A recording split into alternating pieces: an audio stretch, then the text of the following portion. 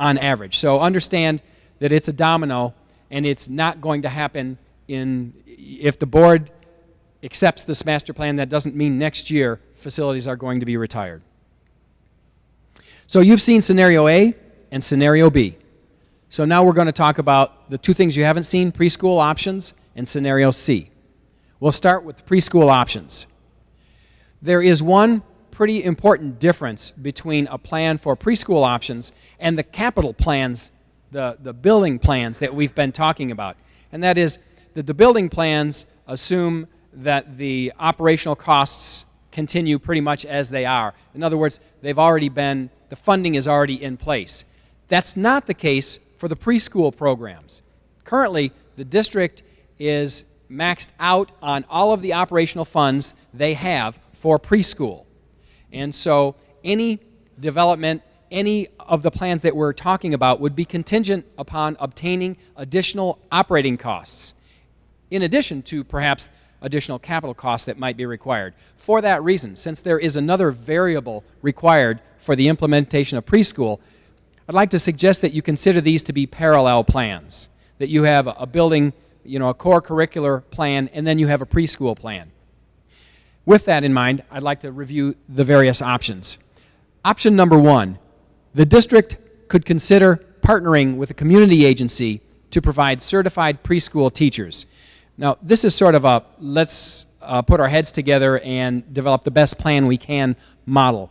It means that the school district would not be providing the venue for preschool education.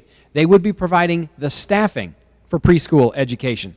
The school district doesn't necessarily need to own the facility for preschool education to occur.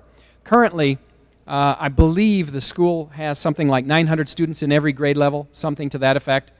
And we are currently serving about 300 students in our preschool programs. There is an unmet need in the community. There are other agencies that are providing preschool education, and the school district has no interest in competing whatsoever with existing programs.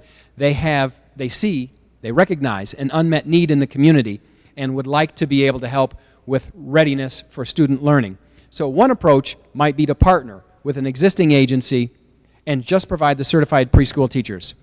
Another option might be to acquire additional sites, in which case would require additional capital and operating funds, but create additional sites for preschool education beyond what is currently owned by the school district.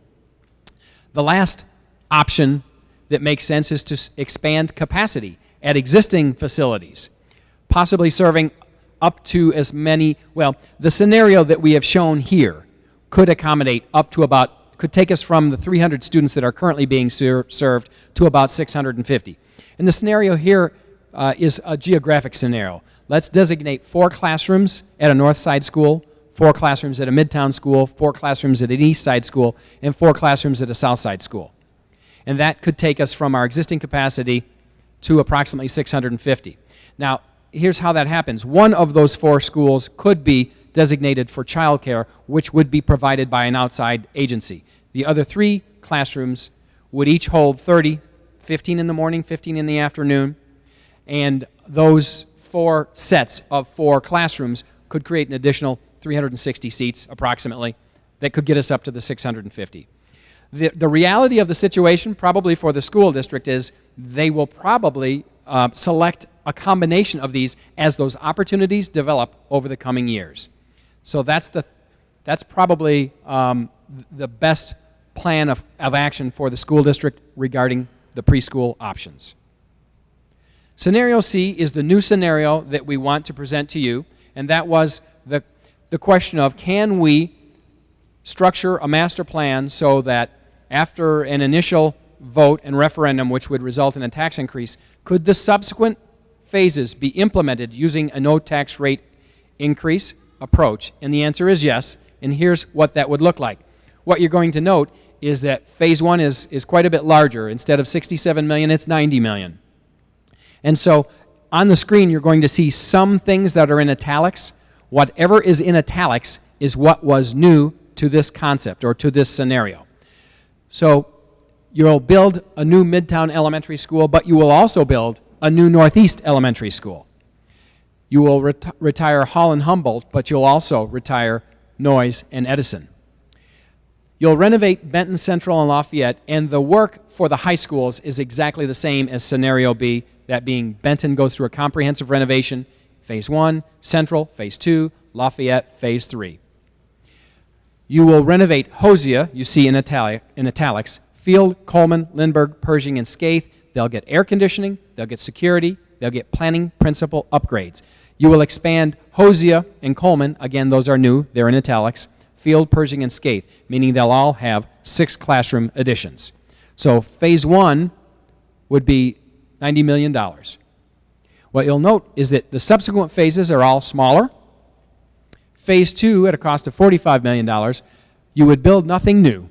You would retire nothing. You would renovate Central. Mark Twain and Parkway would be renovated with security upgrades, air conditioning, community or planning principle renovations, except for Parkway. It will already be air conditioned. Lafayette and Benton will get turf upgrades. You will expand Mark Twain and Parkway, 6 classroom additions. Phase 3, you would build nothing. You would retire Hyde. At that same time, you would repurpose Spring Garden to become the new Hyde. You would repurpose Lake to become the pilot 6-8 middle school. So in this scenario, it's phase 3 when you create the pilot 6-8 middle school. You would renovate Lafayette, Spring Garden. Ellison and Lake would receive security upgrades, air conditioning, and planning principal upgrades. You would expand Lake, becoming the pilot 6-8 middle school. You would expand Truman, it would get the gymnasium addition. You would expand Ellison. And then finally, phase 4, it's all in italics because it's all new. You would build the new Northeast Middle School. You would retire Bodie at that time and repurpose Pickett to be a 6-8 middle school. In this scenario, it's phase 4 where the district goes all 6-8 middle schools and K-5 elementary schools. You would renovate Rubidoux, Truman, and Pickett and expand those same facilities because they would all be 6-8 middle schools. Now, it's the same scope of work, it's packaged differently. So it's likely that the time to complete from the beginning of, for scenario B, the beginning of phase 1 to the end of phase 3, or scenario C, beginning of phase 1, end of phase 4, is likely to be very similar. It's likely to be similar. Phases 2, 3, and 4 in scenario C are going to be quicker. Phase 1 is going to be longer because of the size of the work to be constructed. But it's the same $230 million essentially of work for each scenario. So here is how scenario C, the final scorecard, if you will. The buildings are the same. The area is the same. The life cycle cost is slightly higher because of some increased staffing costs, but it's just slightly higher. The average educational adequacy is around 75 again. The cost-benefit ratio still is a healthy, robust 70.1. One of the other questions that came up at the last meeting as we were walking and touring the facilities, or touring the community engagement session meeting 11, was why wouldn't the district just keep existing schools and make them better? You know, and it sounds like that's an obvious question that we should answer. It's sort of a go-between between the do nothing for educational adequacy and scenario B and C. Why wouldn't we just keep the existing facilities and make them better? And it seemed like something that we ought to look into to see if it had merit. We looked into it quickly. You would stand up, you would remain with 23 facilities. Your building area maintained would increase over scenario B and C slightly. And let me tell you what we thought. We said, for this plan to make sense, you would want to try and have a comparable classroom and student-teacher ratio and classroom size as scenario B and C. So we envisioned additions at those facilities, those existing facilities, that could be added onto. So you end up with slightly more than building maintained than